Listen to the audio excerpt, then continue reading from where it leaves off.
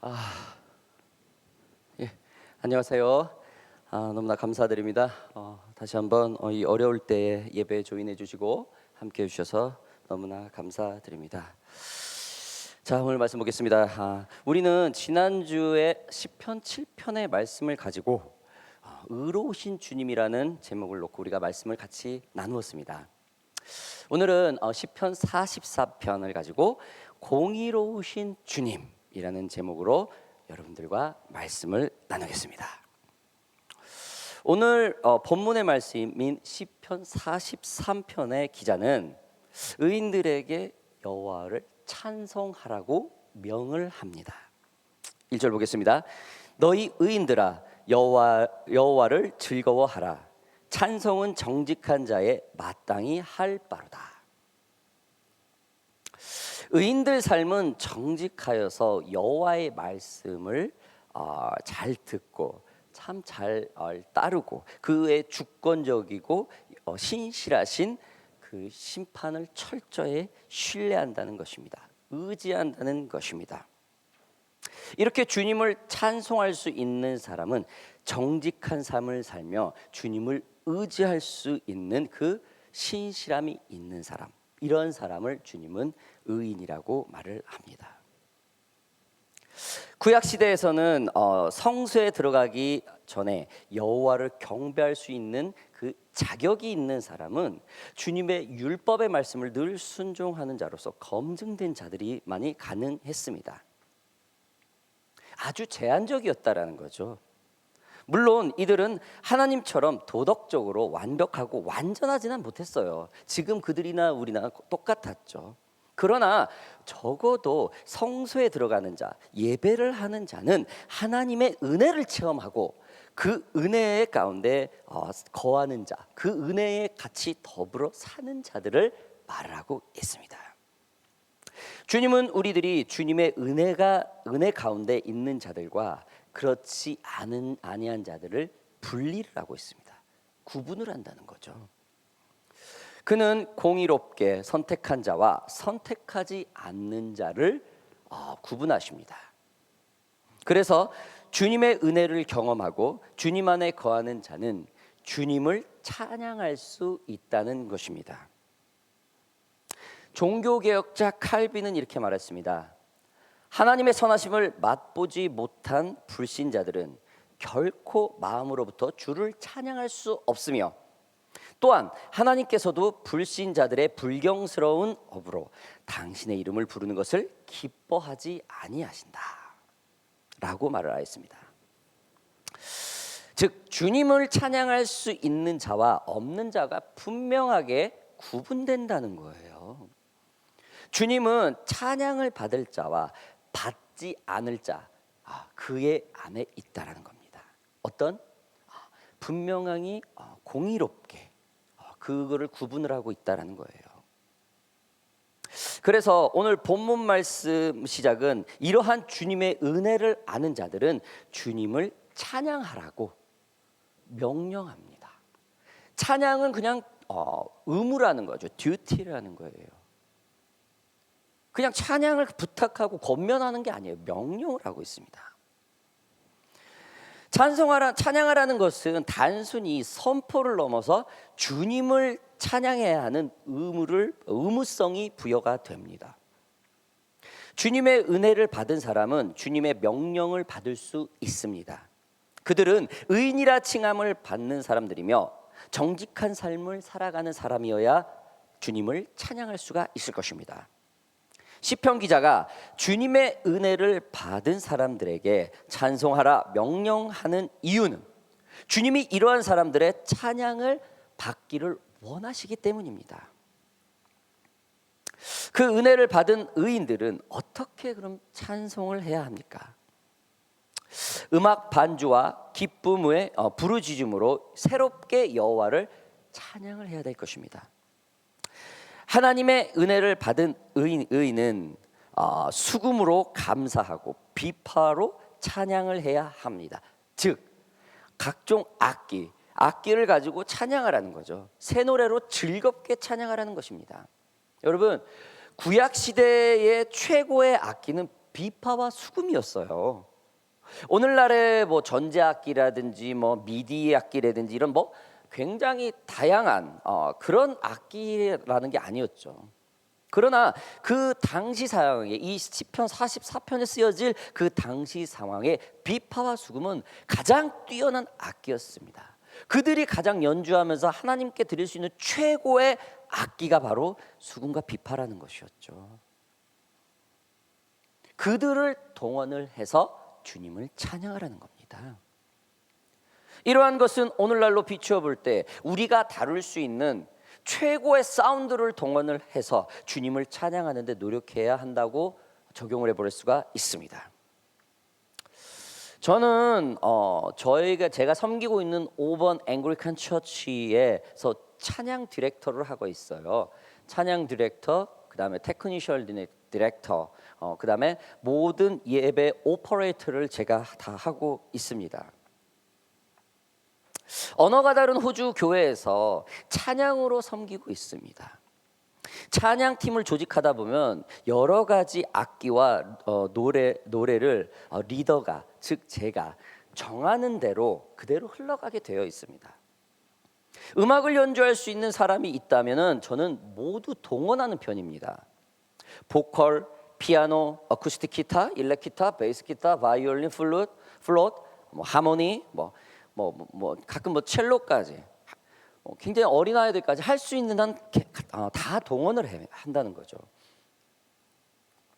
찬양팀을 팀원들 그리고 연주자들이 한두 명 빠져도 여러분 제가 찬양팀을 이 어번처치 한 4, 50명을 관리를 하고 있는 테크니컬 팀 빼고 4, 50명, 40명 정도를 관리하고 있는데 거기서 그냥 한두 명 빼고 예배 진행해도요 찬양에 전혀 지장이 없어요.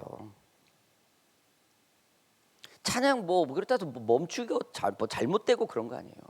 그러나 저는 헌신하고자 하는 사람이 있다면은 그날 예배 동원될 수 있는 사람 모두를 세우고 모두 동원하고 모두 연주하고 찬양하게 합니다. 연주할 수 있는 자는 악기를 모두 동원합니다. 찬양할 수 있는 자는 모든 입술을 통해서 찬양할 수 있게 동원을 합니다. 여러분, 예배는 하나님께 나의 그 최고의 것을 드리는 것입니다. 나의 시간과 에너지를 주님께 집중하는 것입니다. 예배 시간을 맞추려고 나의 직장과 나의 관계와 모든 약속에 최선을 다해서 싸워야 돼요. 우선권을 예배와 하나님과의 만나는 시간을, 나의 그 소중한 시간을 드려야 되는 거예요. 공예배 집회 때 많은 이들이 주님 앞에 좀 더 집중할 수 있게 하는 그런 최고의 서비스, 최고의 예배 헌신자들, 이것이 바로 주님을 예배할 수 있는 예배자라고 봅니다. 저는 저희 찬양팀을 이렇게 운영을 하고 있습니다. 10명이 헌신되어 모두 다 동원되어야 할 자리에 효율적으로 생각해서 한 7, 8명만 하게 된다면 여러분 그 7, 8명의 효율적 생각은 나중에 4명, 5명이 돼요. 그 4명, 5명의 효율적인 생각은 2명, 3명으로 줍니다.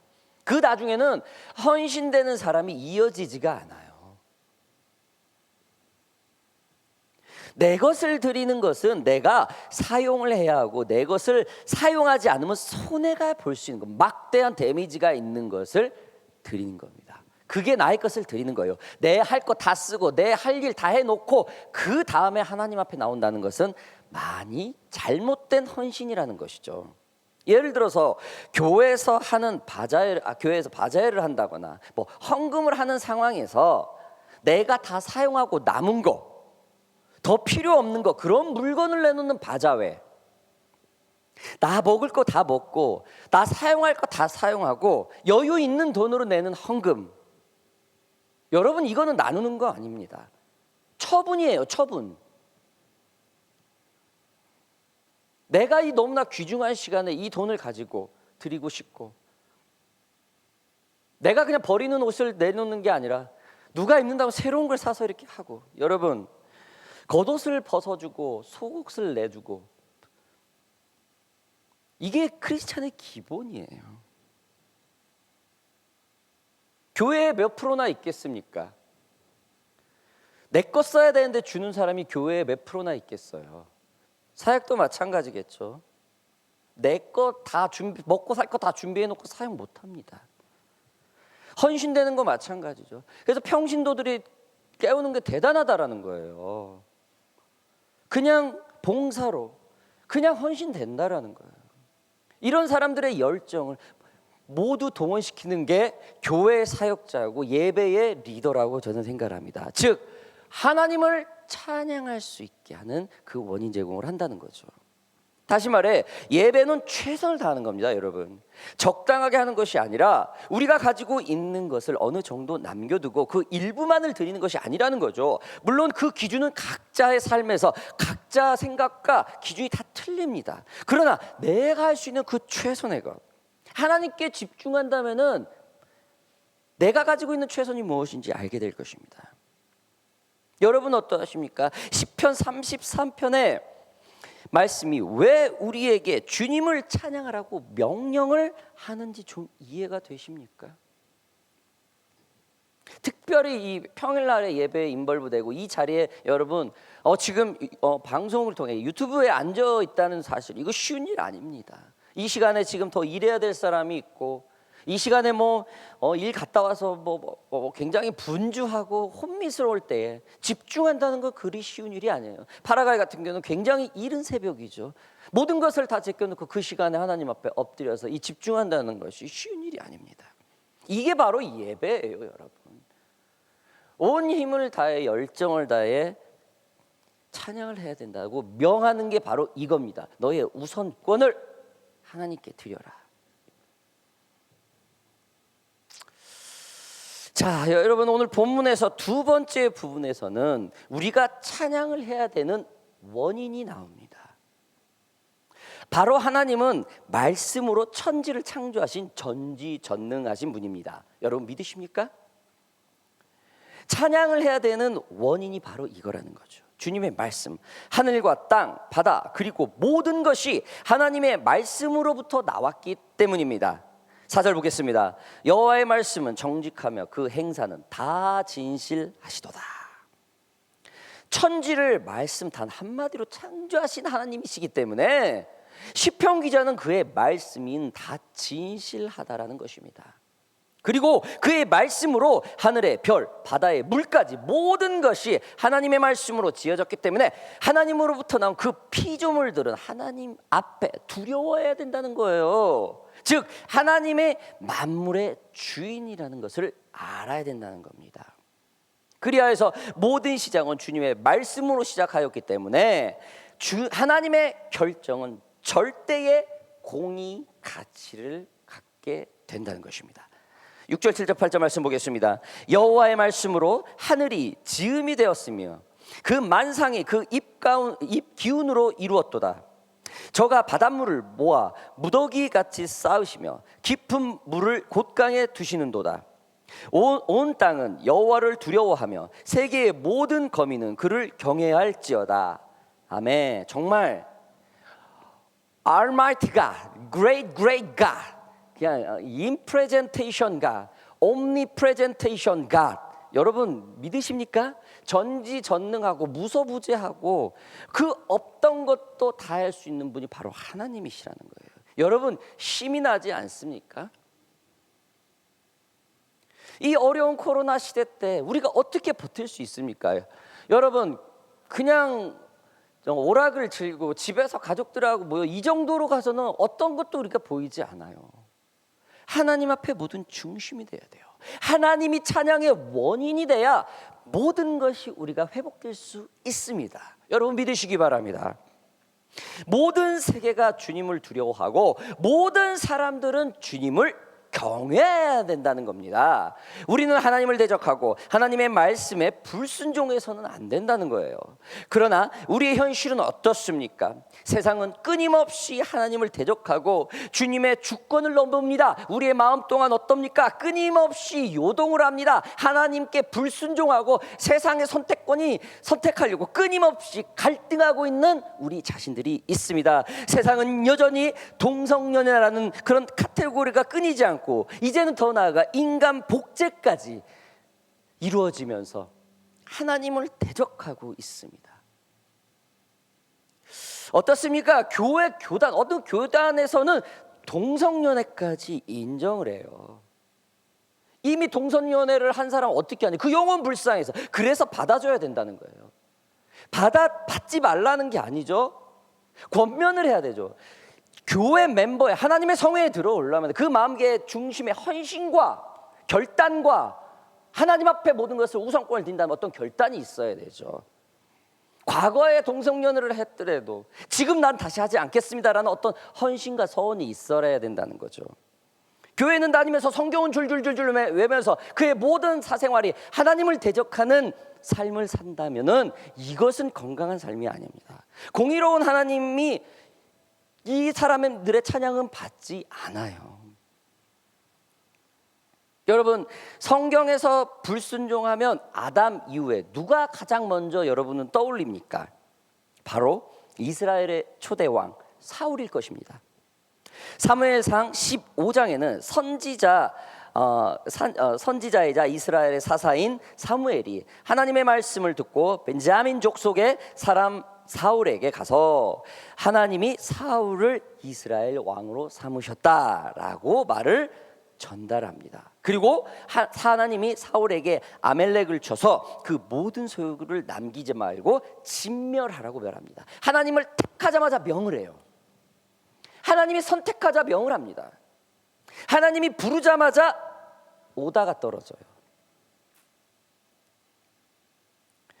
이스라엘 왕으로서 첫 하나님의 명을 따랐습니다. 사울은 아주 잘했어요.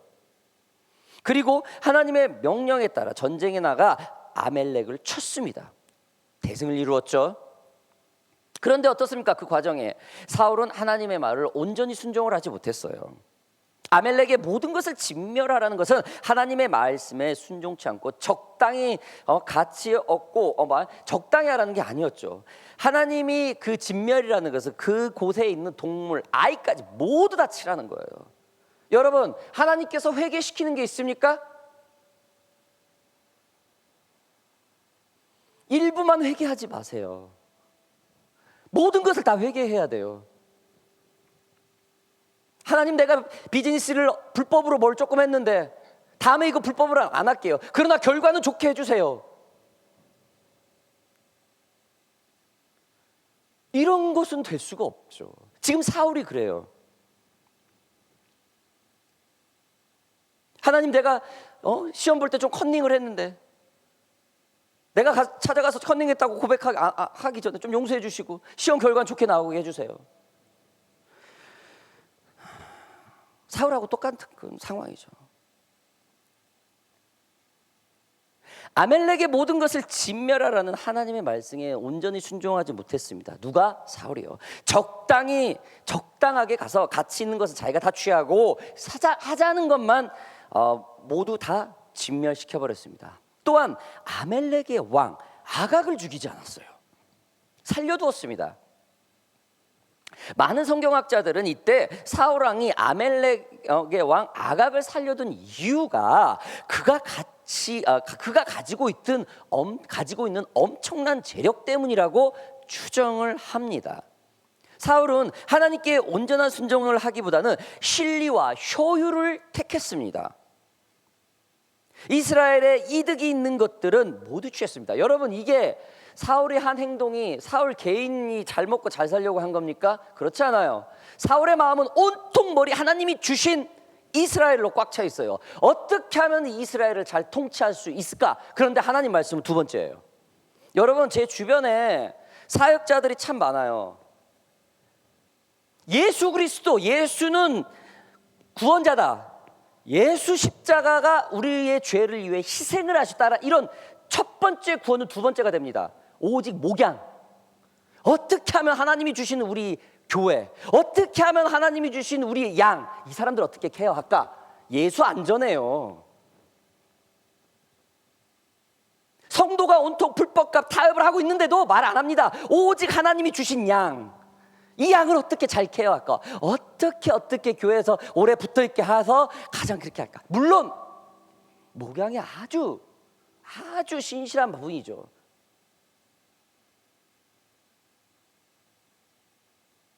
우리는 예수 그리스도는 구원자시다.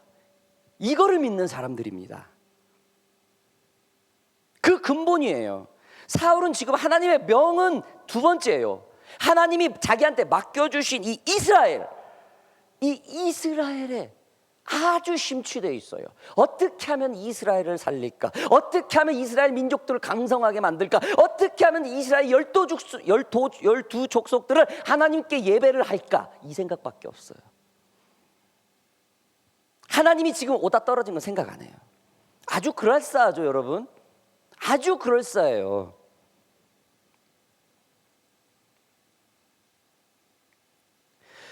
이 아각이란 왕, 이 사람은 누굽니까? 아멜렉 족속을 먼저 볼 거예요. 아멜렉 족속은 여러분 창세기에서 나오는 그 야곱의 쌍둥이 형 에서 족속입니다. 에서의 후손이에요.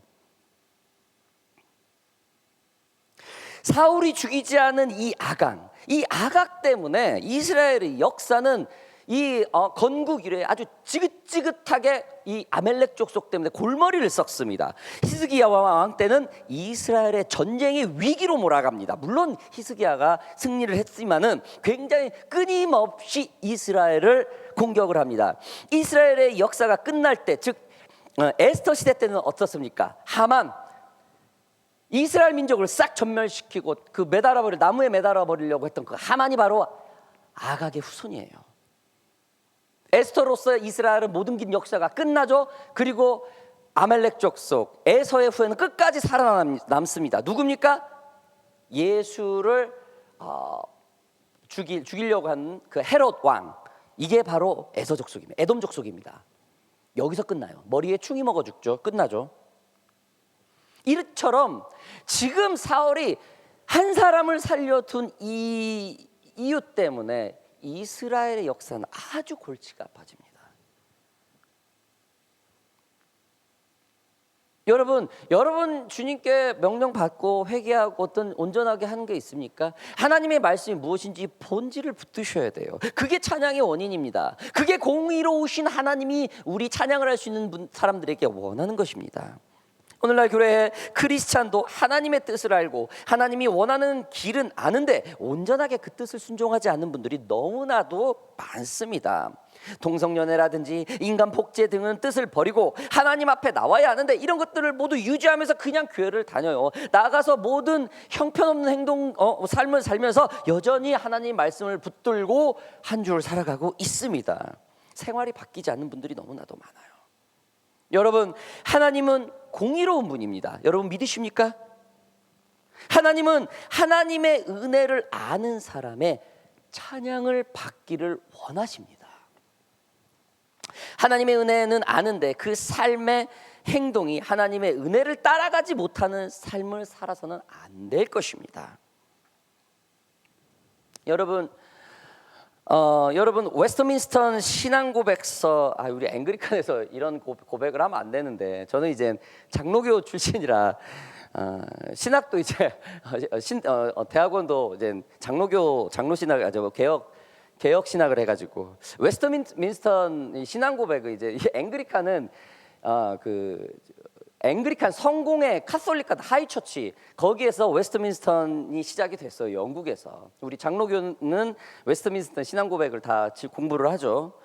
웨스트민스터 신앙고백서 대요리문답 1문에는 여러분 뭐라고 나오는 줄 아십니까? 하나님을 영화롭게 하고 하나님을 즐거워하는 것이 인간의 첫 번째 목적의 고백이 되어야 한다. 여러분 기억나시죠? 여러분 공부하신 것들. 여러분, 우리가 즐겁지 않게 찬송을 부른다는 것은 그야말로 가식이고 그 안에 온전히 하나님의 뜻을 쫓는 모습이 없기 때문입니다. 밀려오는 세상의 무게에 그 힘겨움을 이기지 못한다는 거예요. 이겨야 됩니다. 찬양으로 이기셔야 돼요. 의지적으로 주님께 반응하셔야 됩니다. 나의 의로서 하면 안 되지만 최선을 다해야 된다는 거죠. 우리는 주변에서 하나님을 믿는 사람이 세상의 근심 걱정 때문에 그 입이 상스럽고 그 행동이 우상을 쫓는 사람들과 동일하게 행동한 사람들을 종종 볼 수 있습니다. 하나님은 자기 백성에게 그런 찬송을 원하시지 않아요. 오늘 우리가 공의로운 하나님을 조금 적응을 해봤는데, 여러분, 하나님께서는 주님께서 찬양받기 합당한 자들을 이미 우리를 택하셨어요. 우리들의 삶이 온전해야 되고, 주님을 찬양하기에 그 원인이 주님의 말씀에 있다라는 사실을 잊지 마시기 바랍니다. 하나님은 절대적으로 공의로운 분이십니다. 여러분 믿으시기 바랍니다. 오늘과 하나님을 찬양하기에 온전하게 여러분 붙드시는 저와 여러분들이 되기를 바랍니다. 시편 19편 14절에 보면은 나의 반석이요 나의 구원이신 여호와여, 내 입술의 말과 마음의 묵상이 주님 앞에 연락되기를 원하나이다. 여러분 오늘 좀 찬양 좀 하면서 기도 좀 할까요? 찬양팀 좀 나와주실래요? 여러분 오늘 좀 공의로운 주님을 좀 보았어요. 여러분과 제가 시편 44편의 말씀을 가지고, 여러분 찬양이라는 것은 명령이 섞여 있었습니다. 여러분 잊지 마시기 바랍니다.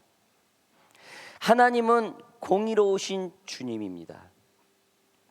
그 공의에 순종하고 그런 순종하는 삶에 합당한 삶을 사는 사람의 찬양을 받기 원하십니다. 여러분 저와 여러분들이 그렇게 삶을 살기 바랍니다. 오늘 이 시간에 공의로우신 주님을 찬양해야 되는